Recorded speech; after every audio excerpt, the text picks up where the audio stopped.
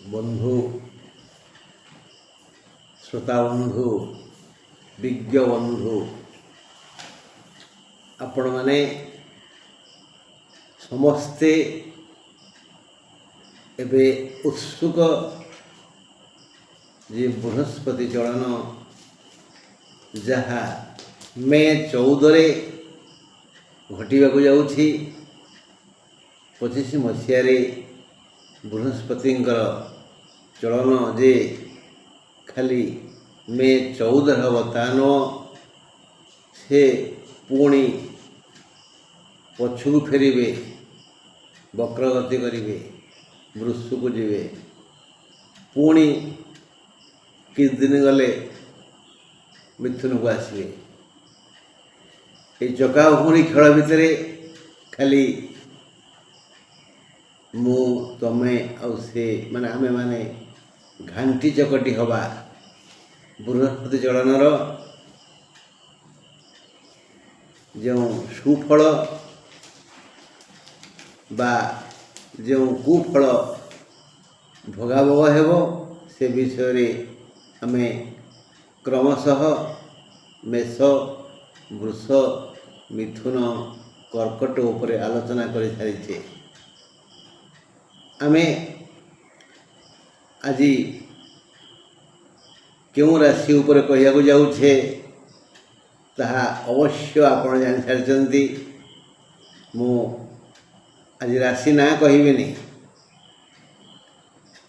ଆପଣ ନିଷ୍ପତ୍ତି ନିଅନ୍ତୁ ଯେ ଆପଣଙ୍କ ରାଶି କ'ଣ। ଷଷ୍ଠ ରାଶି, ଷଷ୍ଠ ରାଶିର 3ଟା ନକ୍ଷତ୍ର, ଗୋଟେ 12, ଗୋଟେ 13, ଗୋଟେ 14।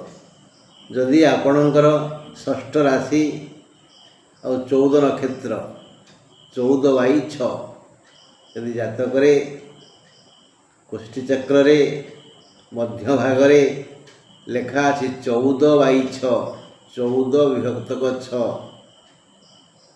ତାହେଲେ ଆପଣଙ୍କର ଫଳ କ'ଣ ହେବ? ବଢ଼ିଆ ହେବ। ବୃହସ୍ପତି ଚଳନରେ ଆପଣଙ୍କୁ ଅମାପ ସମ୍ପତ୍ତି ମିଳିବ। ବୃହସ୍ପତି ଏହି 14 ନକ୍ଷତ୍ରକୁ ଯଥେଷ୍ଟ ଧନ ଦେବେ। ହେମ, ହେମ ଅର୍ଥ ସୁବର୍ଣ୍ଣ, ସୁବର୍ଣ୍ଣ ଫଳ ଦେବେ।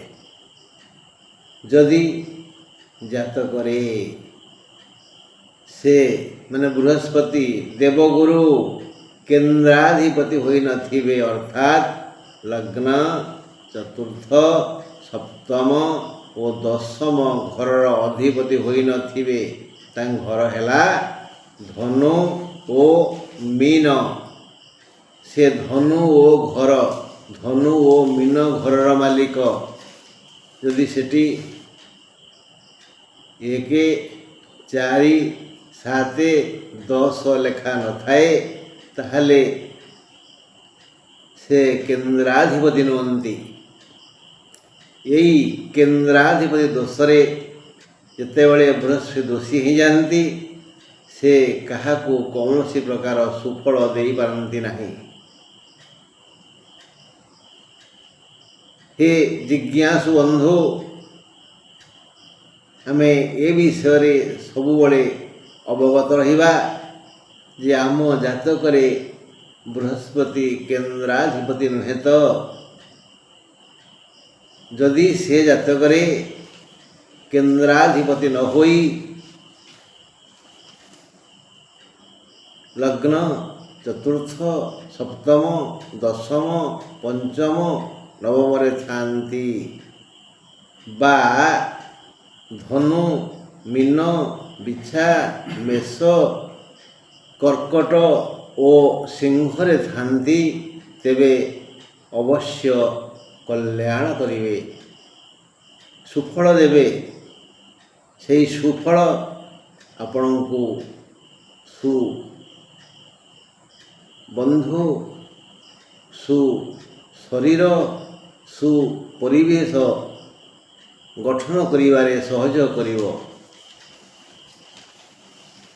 ଯଦି ଆପଣଙ୍କର 14 ନକ୍ଷତ୍ର ଓ 6ষ্ଠ ରାଶି। ତେବେ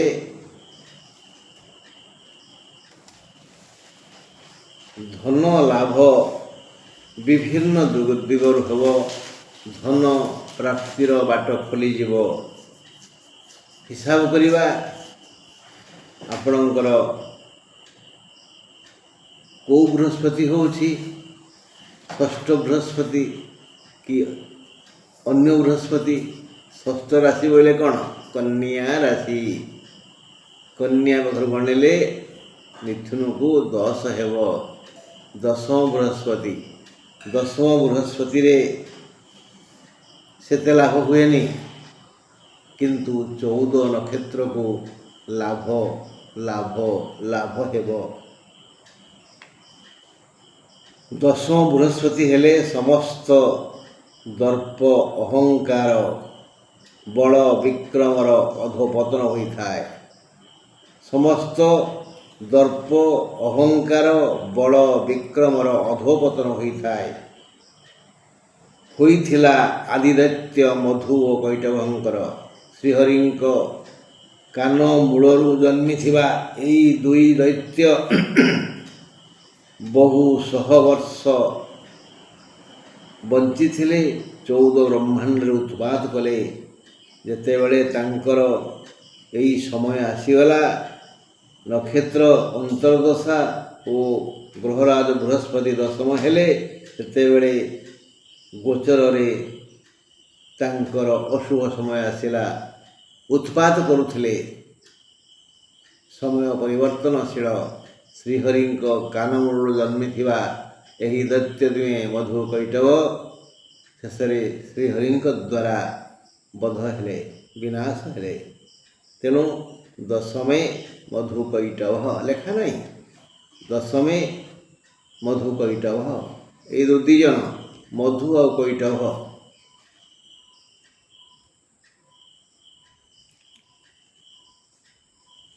ମାତ୍ର ତାଙ୍କର ରାଶି ଚିତ୍ରା କନ୍ୟା ନଥିଲା।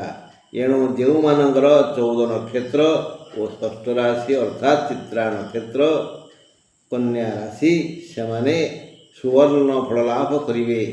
ଅତି ପ୍ରବଳ ଧନ ରୋଜଗାର ହେବ।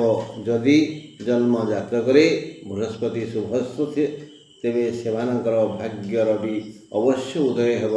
ଅଭାବ ଅସୁବିଧାକୁ ବୃହସ୍ପତି ଦୂର କରିବେ। ବୃହସ୍ପତିଙ୍କର ସମ୍ମୁଖ ଦର୍ଶନରେ ସେହି ବାଧା ବିପଦ ଦୂରୀଭୂତ ହେବ। ଆୟପନ୍ଥା ଖୋଲିଯିବ। ଆଳସ୍ୟ ଦୂରେଇଯିବ। ମୁଣ୍ଡକୁ ନାନା ଉପାୟ ଆସିବ।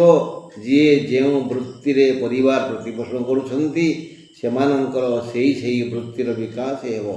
ହାତ ଖାଲି ରହିବନି। ଋଣ ଶୁଝି ହୋଇଯିବ। ବଳକା ଧନରେ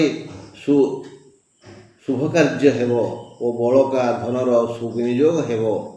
ଏହି ସୁବର୍ଣ୍ଣ ସୁଯୋଗରେ ସେମାନେ ଯଦି ଦୁରୁପଯୋଗ କରନ୍ତି, ଏହି ସୁବର୍ଣ୍ଣ ସୁଯୋଗର ଯଦି ସେମାନେ ଦୁରୁପଯୋଗ କରନ୍ତି, ତେବେ ପସ୍ତେଇବେ। କାରଣ ଏ ସମୟରେ ଧନ ଲାଭ କଥା ନୁହଁ। ବୃହସ୍ପତି ଧନ ଦେବା କଥା ନୁହଁ, କିନ୍ତୁ ସେ ଧନ ଦେବେ। ଏ ଧନ ପାଇ ଯଦି ଉତ୍ପାତ କରିବା, ଉତ୍ପାତିଆ ହେବା, ତାହେଲେ ବହୁତ ପସ୍ତେଇବାକୁ ପଡ଼ିବ। ପରେ ଖାଲି କାନ୍ଦିବା, ଭାଗ୍ୟକୁ ନିନ୍ଦିବା, କହିବା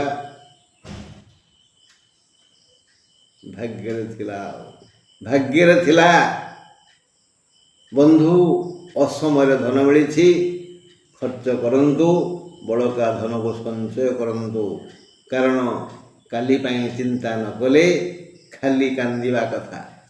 ଇଏ ଗଲା 14 ନକ୍ଷତ୍ର ମାନେ ଚିତ୍ରା ନକ୍ଷତ୍ର ଆଉ କନ୍ୟା ରାଶି କଥା।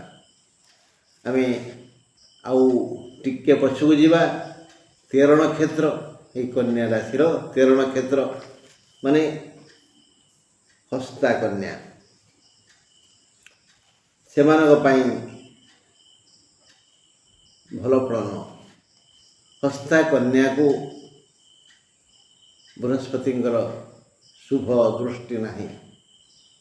ନାହିଁ ବୋଇଲେ ନାହିଁ, एकथा कहवा नहीं नहीं बोले नहीं एकथा कहवा नहीं से बा देवगुरु देवतानां ऋषीणां च गुरुम गुरु कौन केवेकार क्षति करती ना आपण मान तो जानिचंती पिला मानकर गुरु हेले पितामाता आखिर गुरु हेला आखिपता कौन आखिर क्षति करे पितामाता कौन पिलार क्षति करती गुरु कौन शिष्यर क्षति करती एम मंगलमय हाँ सहयोग करिवे न करिवे से आम भाग्य लिखन पर निर्भर करे किंतु सेमानकर सहयोगर हाथ अवश्य आमको आसो हस्ता कन्या रक्तपात जोग अच्छी कोर्स टिके बाड़े कोड़े धक्का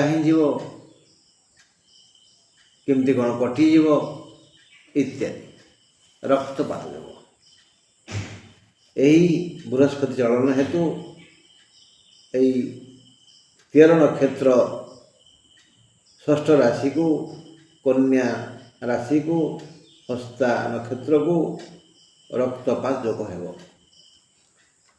माने शोणित फल लाभ शोणित अर्थ रक्त रक्त फल माने शस्त्राघात हो पारे देहरु कौन से उपाय रक्त झरी पारे यह जानी व्यक्ति टिके निज व्यवहार को सुंदर करवा उचित जगी रखी चलवा उचित हाथे मापी चाक्षण चलिले विपद आसेना बोली ज्ञानी माने कहती किंतु जदि होबार थिवो विधि विधान थिवो ताहले किए कहिवो हाँ बाकु बता पवन हेले चाल उड़ीज बता खंडे बांधिदेवा काले रक्षा पाई आम यदि हाथ मापी चाक्षण चलवा हुए तो विपद न आसपे हाँ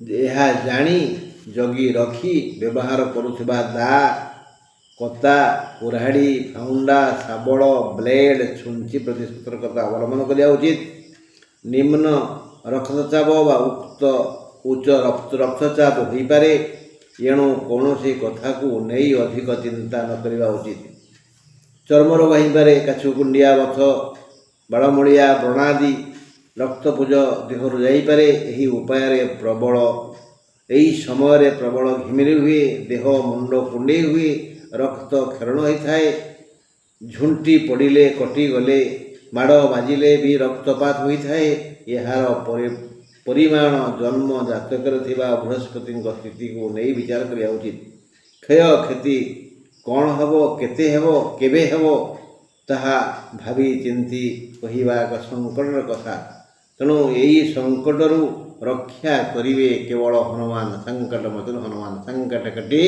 मिटी सौ पीरा यो सुमरे हनुमत बीरा संकट कटे मिटी सौ पीरा यो सुमरे हनुमत बीरा यदि हनुमत बीरा हनुमान हनुमान हनुमान वीर हनुमान ये महावीर आम निरंतर टिके मन पकईवा जपिबा ये रक्तपात प्राय हेनी हाँ सुतरां हस्ता नक्षत्र कन्या राशिंकर रक्तपात जोग अच्छी जदि से माने टिके हुशियार हेबे ते भल फल मिल यहाँ बृहस्पति कथा मुझे कहूँ पुणी अन्यान्य 8टा ग्रह अच्छा से सुरक्षा देवे रक्तपात न हो पारे मंगल मंगल मंगल मंगल मंगल हो पारे तथापि आम टिके हुशियार रहा 14 कथा कहली चित्रा कथा कहली 13 कथा कहली हस्ता कथा कहली एवं कन्या राशि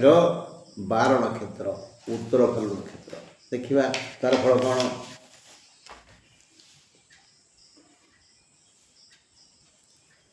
एठी बृहस्पति कहते मौनी न कलहो नास्ति जी जहाँ कहूँ कहू आमको आम जदि आम जिदे अटल आम कर्म अटल आम चिंताधारा कहूँ आम किसी भूल करूने आम क्या कथा को कर्ण दबानी कर्णपात न कले गला कौन कहीं मौनी न कलहो नास्ति ଯିଏ ମୂକ ଗୋଟରୁ କଥା କହିପାରେନି ତାର କ'ଣ କାହା ସାଙ୍ଗେ ଝଗଡ଼ା ହୁଏ କେବେ ଶୁଣିଛ? କାହିଁକି? ସେ କଥା କହି ଜାଣିନି। ଆମେ ଭାବିବା ଆମେ ମୂକ, ଅନ୍ୟ କଥାକୁ ଏ କାନରେ ପୁରେଇ ସେ କାନରେ ବାହାର କରିଦେବା। କ'ଣ କ୍ଷତି ହେବ? କଳହ ହେବନି ଆଉ କ'ଣ? କଳହରୁ ବାକ୍ ବେତନଟା ହେବ, ତାପରେ ହାତାହାତି ହେବା, କ'ଣ ଲାଭ ହେବ? ନାହିଁ।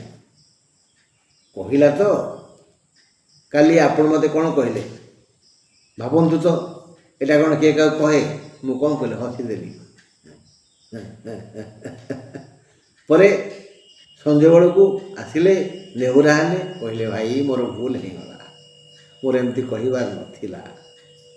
ସେତେବେଳେ ବି ମୁଁ ହସିଥିଲି। ହଁ ବନ୍ଧୁ, ଆମେ ଚୁପ୍ ରହିବା। ଦଶମ ବୃହସ୍ପତି ଉତ୍ତର ଫାଲ୍ଗୁନୀ କନ୍ୟାକୁ କଣ୍ଟା ବାଡ଼ରେ ଲୁଗା ପକାଇ ଚିରିବା ପାଇଁ ପ୍ରେରଣା ଦେବ, ଭୁଲ କାମ କରିବା ପାଇଁ ଉତ୍ସାହିତ କରିବ, କିନ୍ତୁ ଆମେ କରିବାନି।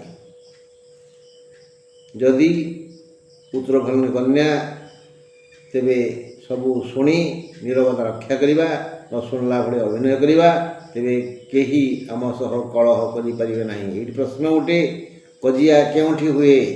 କିଛି ଲୋକ ସ୍ୱାର୍ଥ ସାଧନ ପାଇଁ ବଡ଼ ପାଟି କରିଥାନ୍ତି। କିଛି ପରଶ୍ରୀ କାତର ଲୋକ ଏ ଘର ମାଉସୀ ସେ ଘର ପିଉସୀ ହୋଇ ଝଗଡ଼ା ସୃଷ୍ଟି କରିଥାନ୍ତି। ଏଣୁ ବୁଦ୍ଧିମାନ ଲୋକ ସବୁ ଶୁଣି ପରିଶେଷରେ ପଦେ କହନ୍ତି, ତମେ ଯାହା କହୁଛ ଠିକ୍ କହୁଛ। ସଇଲା। ତମ ଭଳି ବନ୍ଧୁ ଭାଗ୍ୟରେ ଥିଲେ ମିଳେ। ହଉ ଭାଇ, ନମସ୍କାର। ସଇଲା, ଝଗଡ଼ା ହେବ ଖବର। ତମେ ସତେ କେତେ ମହାନ, ତମେ ନିଶ୍ଚୟ ଜ୍ଞାନୀ, ଏତେ କଥା ଜାଣୁଛ କିପରି? ଏଇଭଳି ତାଙ୍କର ମୁଖ ପ୍ରଶଂସା କରିଦେଲେ ସେ ସ୍ଥାନ ଛାଡ଼ି ଚାଲିଯିବେ, ଆମେ ଆମ କାମ କରିବା। ତେଣୁ ଦଶମ ବୃହସ୍ପତି କନ୍ୟା ରାଶି ପାଇଁ ଯଦି 14 ନକ୍ଷତ୍ର ତାହେଲେ ଧନ ଦେବେ, ଯଦି 13 ନକ୍ଷତ୍ର ତେବେ ରକ୍ତପାତ କରାଇବେ, ଯଦି 12 ନକ୍ଷତ୍ର ତାହେଲେ କଳହର ସୂତ୍ରପାତ କରାଇବେ। ଯଦି ଆମ ଜାତକରେ ବୃହସ୍ପତି ଭଲ ଜାଗାରେ ଥିବେ ତାହେଲେ ଏଇ ରକ୍ତପାତ ଆଉ କଳହ ସାମାନ୍ୟ ଟିକେ ହେବ। ହଉ ବନ୍ଧୁ, ଆଜି ପାଇଁ ଏତିକି। ପୁଣି ଈଶ୍ୱର ଚାହିଁଲେ ଆସନ୍ତାକାଲି ମୁଁ ଆପଣଙ୍କ ସହ ଦୁଃଖ ସୁଖ ହେବି। ନମସ୍କାର।